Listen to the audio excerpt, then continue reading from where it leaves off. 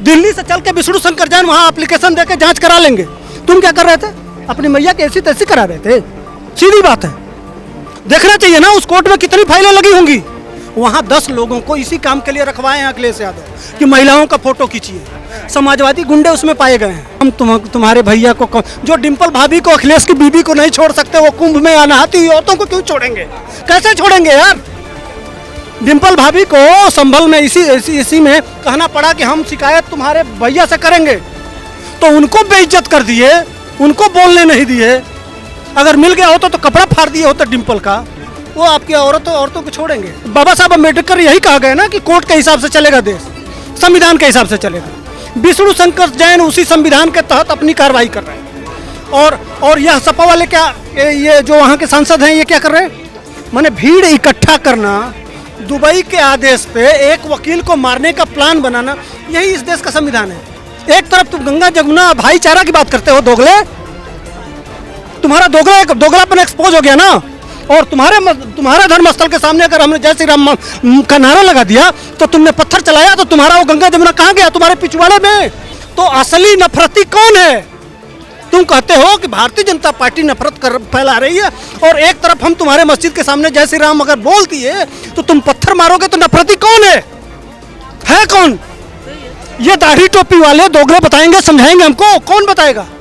या अखिलेश यादव बताएगा कि ममता बनर्जी बनाएगी कि नफरती कौन है? कि शुक्रवार को ही पत्थर क्यों चलता है, मंगलवार को क्यों नहीं चलता है, हनुमान जयंती पर क्यों नहीं चलता है? दिखा दीजिए, एक उदाहरण बता दीजिए कि मंगलवार में हनुमान चालीसा बांट रहे थे और भीड़ निकली और जाके किसी समुदाय विशेष पर पत्थर फेंक दी। लेकिन कानपुर से लेकर पूरे देश में हम 1000 उदाहरण आपको दे देंगे। क्या नाम है सर? सुधीर पांडे।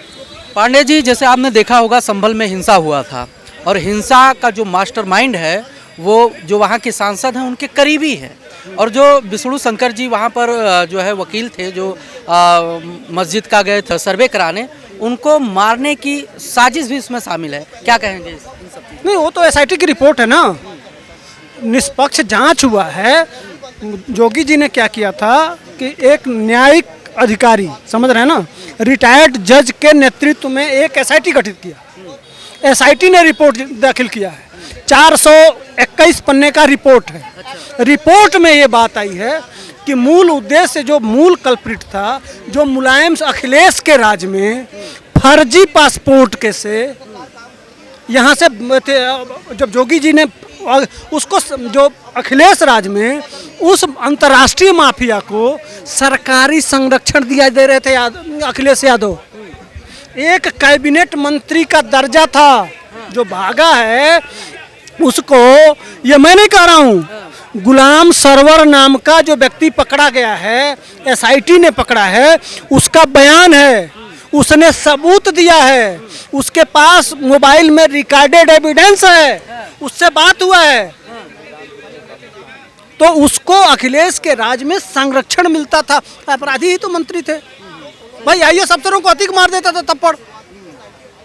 ये मैं नहीं कह रहा हूँ, उस समय का डीजी बोल रहा है, ये पब्लिक में है, ठीक ना। मुख्तार का वही हाल है, 786 नंबर का टोल से लेकर कितने गुंडे मार दिए गए, आप जानते ही हैं, उसमें कहना नहीं है। कितने सारे मुकदमे हैं, आज को तो लिखा नहीं गया, मुलायम सिंह के राज में भी लिखा गया था। बात की बात थी, लेकिन आज जो है कहा गया, जैसे आपने देखा होगा विपक्षी पार्टियों ने आरोप लगाया कि संभल में Yogi ji law and order को मेंटेन नहीं कर पाए, वहाँ पर दंगा कराने का साजिश हो रहा था। तो वो क्या बोल रहा है? एसआईटी जो रिटायर्ड जज के नेतृत्व में किया गया है, विष्णु शंकर जैन ने कौन सा गलती किया? मैंने इस देश में संविधान से देश चल रहा है, अखिलेश यादव भी कहते हैं, राहुल गांधी भी कहते हैं, ममता बनर्जी भी कहती हैं, सारे लोग कहते हैं, ठीक ना, और संविधान लहराते भी हैं, ठीक, संविधान लहराते हैं। तो विष्णु शंकर जैन कहाँ ले जाते हैं अपने मामले को? कोर्ट में। आप सबूत लेते हैं और कोर्ट में ले जाके रखते हैं कि भैया हम इसकी जांच कराना चाहते हैं। जांच कौन करेगा? जज सुनेगा ना, वो क्या करेगा? कानून का किताब निकालेगा, उसी संविधान को निकालेगा और देखेगा कि आप एप्लीकेशन लेके आए हैं सही है कि नहीं है, यही देखेगा ना उसको। इसीलिए वो पढ़ लिख के गया है, जज ऐसे तो बना नहीं है, सही है। न्यायिक प्रक्रिया जो है, न्यायिक प्रक्रिया के तहत तो जज वहाँ ले जाते हैं, विष्णु शंकर जैन जी सबूत रखते हैं, अपनी बात रखते हैं, फिर वहाँ से आदेश होता है। और जो लोकतंत्र के संरक्षक हैं, जो जो इस कानून का अनुपालन कर रहा है, उसको मारने का क्या करते हैं? साजिश किया जाता है। कह रहे हैं पाकिस्तानी कनेक्शन भी था इसमें। मैंने कहा है कि एक विदेशी वकील, मैंने एक वकील आएगा जो जगह जगह एप्लीकेशन देता है, उसको बचना नहीं चाहिए। ये दुबई से प्लान किया गया और उसमें वहाँ के सांसद जो है कौन रहमान, जियाउर रहमान है ना, उसने गैदरिंग किया, पूरा एसआईटी की रिपोर्ट है, पूरा प्लानिंग किया गया, कितने गुंडे बुलाए गए, किस किस तरह से किया गया। क्या है विष्णु शंकर जैन? प्रतिष्ठित वकील है भाई। हाँ, कोर्ट जा रहे हैं ना, कोर्ट।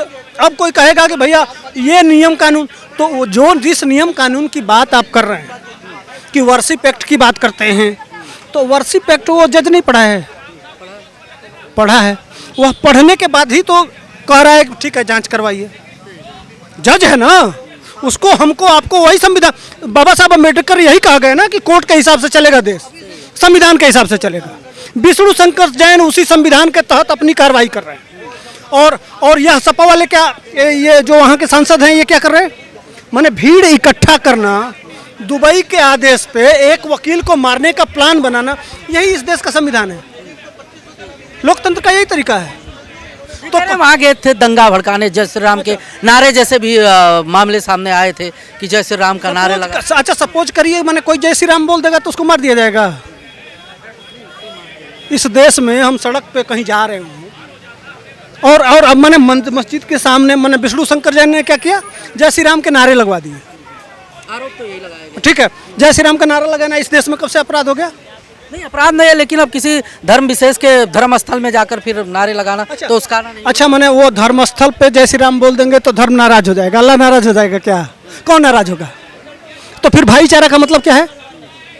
एक तरफ तुम गंगा जमुना भाईचारा की बात करते हो, दोगले, तुम्हारा दोगलापन एक्सपोज हो गया ना।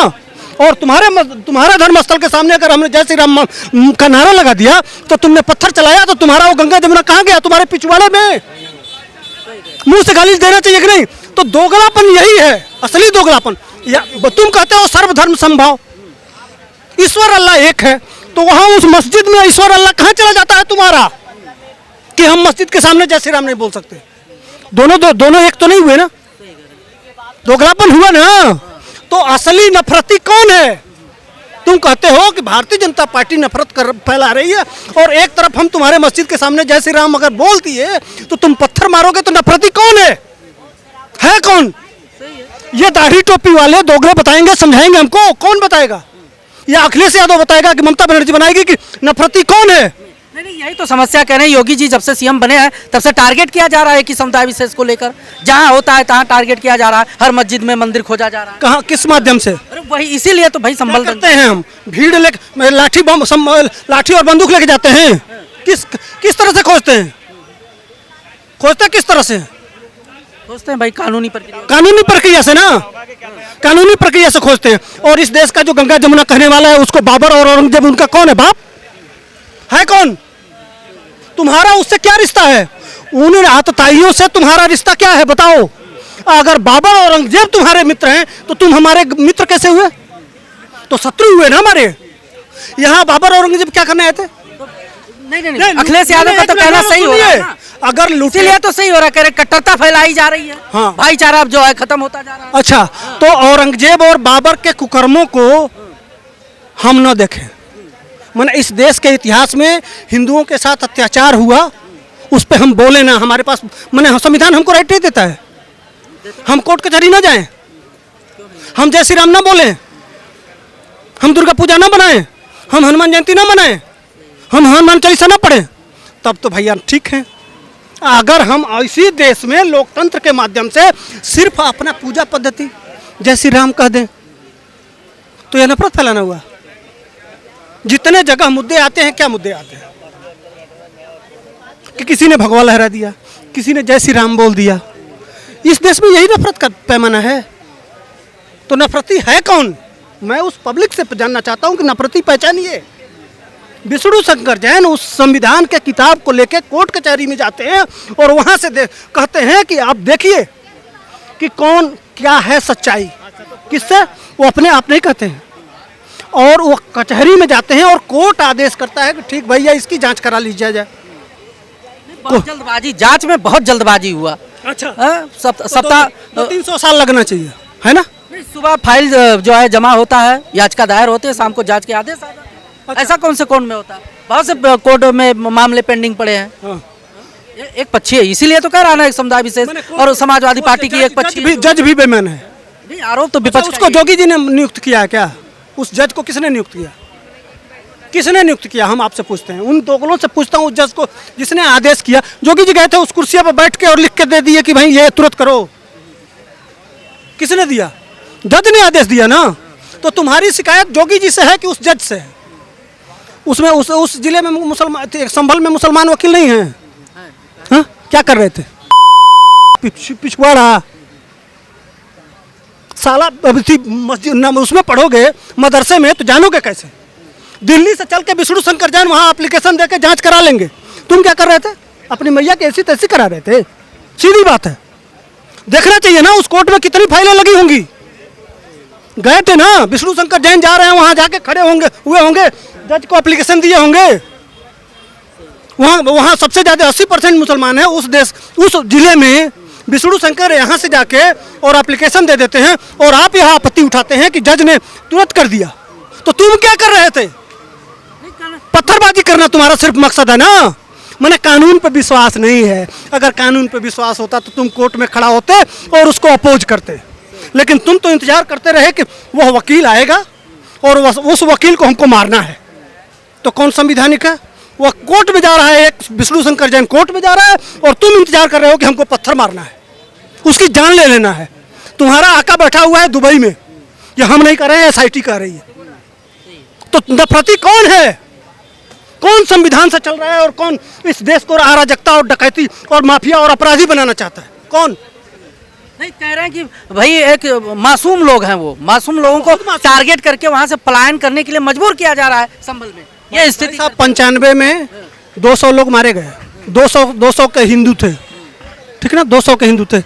क्यों भाग लिए भाई साहब? टायरों में, गले में टायर डाल के जलाया गया हिंदुओं को। ये इसी मुलायम सिंह के राज में, उसी संभल में एक प्रदेश है जम्मू कश्मीर जहां हिंदू कम है और मुसलमान ज़्यादा है, वहां हिंदू भगा दिया गया ना। कौन नफरती है? भगाया गया ना। झूठ तो नहीं बोल रहा हूँ ना। ओवैसी साहब ने कई बार कहा कि भड़काइए मत, भड़काओगे तो अंजाम बुरा होगा। हाँ भाई, इनको अंजाम बुरा होगा तो सड़क पे आएंगे, हमको मारेंगे और क्या। बाबर की औलादे हैं, बाबर भी लूटा था। इनका मकसद ही, इनका रिलीजन ही यही है, सोच ही यही है। इससे बाहर ये सोच ही नहीं सकते। हाँ, रिलीजन से जोड़ देते हैं। हाँ बिल्कुल। दंगई होगा तो इसी रिलीजन के तो किस दिन होता है? कहें एक ही रिलीजन दंगई होता है। हाँ होता है, पूछिए। मैं क्यों कह रहा हूँ? किसने? हमारे इतिहास में पूरा उठा के देख लीजिए। हम सोने की चिड़िया थे, लूटने के लिए आ रहे थे। कहाँ? शुक्रवार को ही पत्थर क्यों चलता है? मंगलवार को क्यों नहीं चलता है? हनुमान जयंती पे क्यों नहीं चलता है? दिखा दीजिए, एक उदाहरण बता दीजिए कि मंगलवार में हनुमान चालीसा बांट रहे थे और भीड़ निकली और जाके किसी समुदाय विशेष पर पत्थर फेंक दी।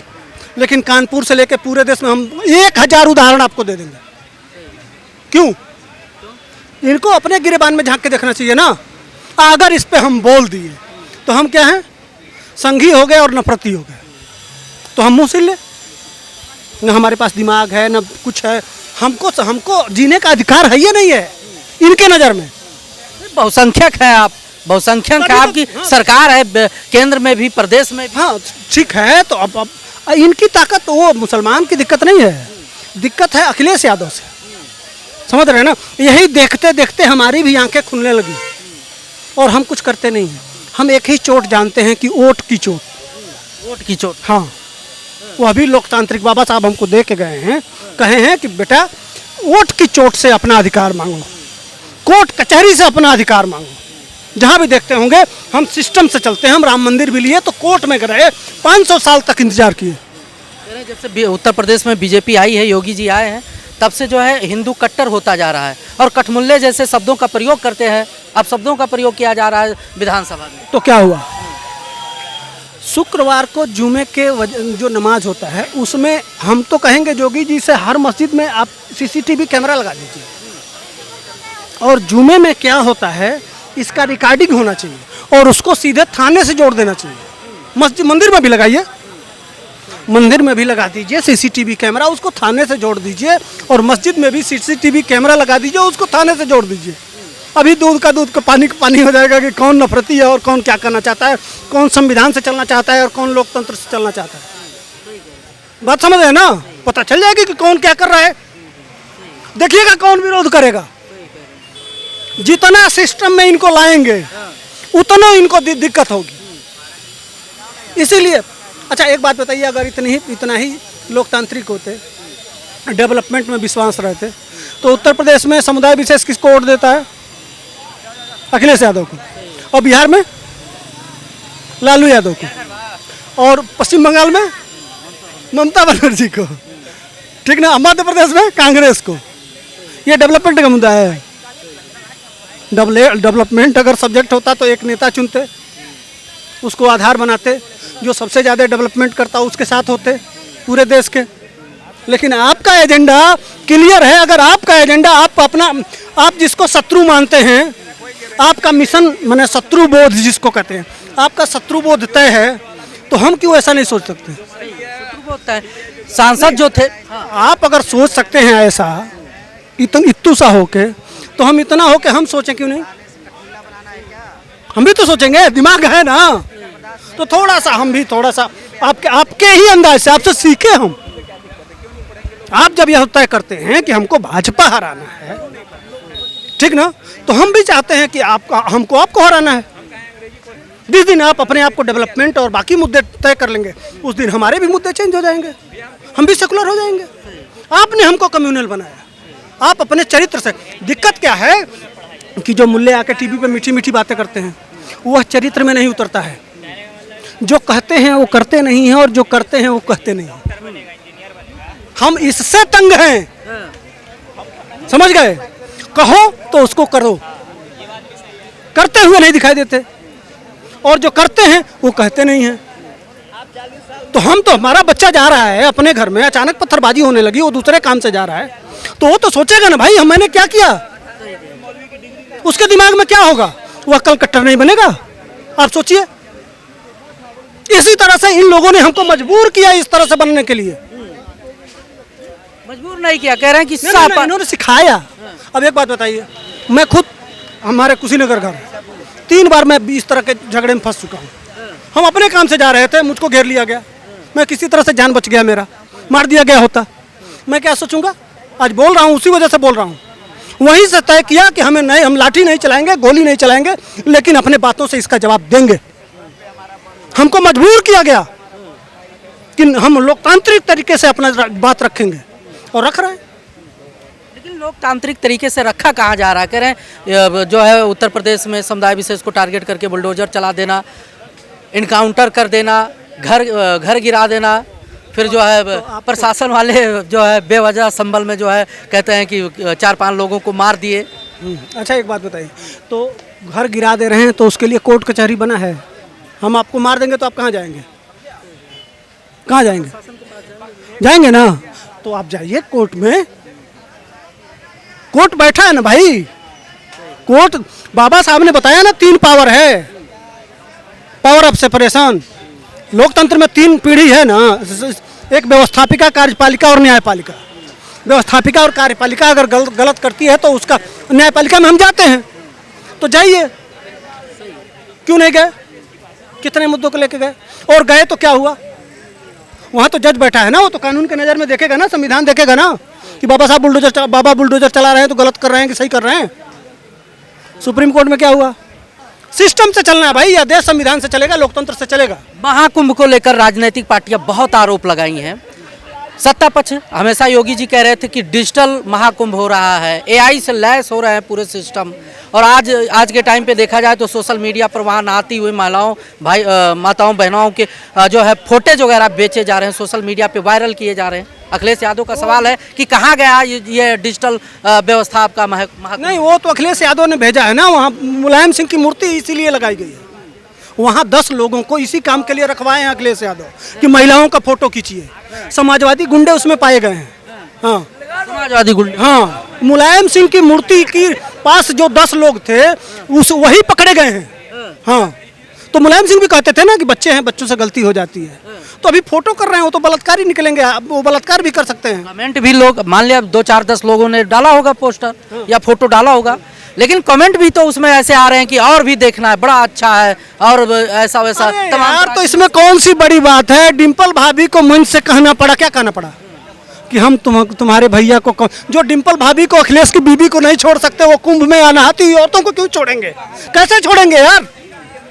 डिम्पल भाभी को संभल में इसी में कहना पड़ा कि हम शिकायत तुम्हारे भैया से करेंगे, तो उनको बेइज्जत कर दिए, उनको बोलने नहीं दिए। अगर मिल गया होता तो कपड़ा फाड़ दिए होता डिम्पल का, वो आपकी औरतों को छोड़ेंगे? क्या बात करते हैं अखिलेश यादव। या ये नहीं मानेगी सरकार फेलियर है जब आप डिजिटल एआई से लैस जो है डिजिटल महाकुंभ की परिभाषा देते हैं, परिकल्पित करते हैं, परिकल्पना करते हैं, तो फिर यहाँ प्रशासन नाम तो कैसे पकड़े कौन गए हैं? नाम तो आप नहीं जानते हैं। फिरोज खान, आदिल मोहम्मद, फैज अली, 4 नाम है। नाम जरा घोषित निकलवाइए, कौन है? समाजवादी पार्टी के कार्यकर्ता हैं जो मुलायम सिंह की मूर्ति के पास रहते थे, प्रचार करते थे वहाँ, और वही यह काम फोटो मुलायम सिंह के पास बैठते थे और फोटो खींचते थे। मैं ट्विटर से निकाल के दिखा दूँ आपको, एविडेंस बड़े बड़े हैंडल जो किए हैं, जो नाम आया है। मैं ऐसे नहीं बोल रहा हूँ, इस आधार पर, एविडेंस के आधार पर बोल रहा हूँ। कहाँ गई प्रशासन? अब इतना सशक्त पुलिस प्रशासन कहाँ? मुकदमा लिखा जा रहा है, क्या करेगी पुलिस? पकड़ के वो उनका, हमारी दुश्मनी मुलायम सिंह से नहीं ना है। ठीक, तुमने गलती किया, अब तुमको कानून, बाबा साहब को वो कानून सजा देगी। सबूत इकट्ठा कर लिए, अब तुमको रेलेंगे और तुम्हारा घर गिराएंगे, तुम्हारा बुलडोजर, उस पर बुलडोजर चलेगा, तो क्या होगा?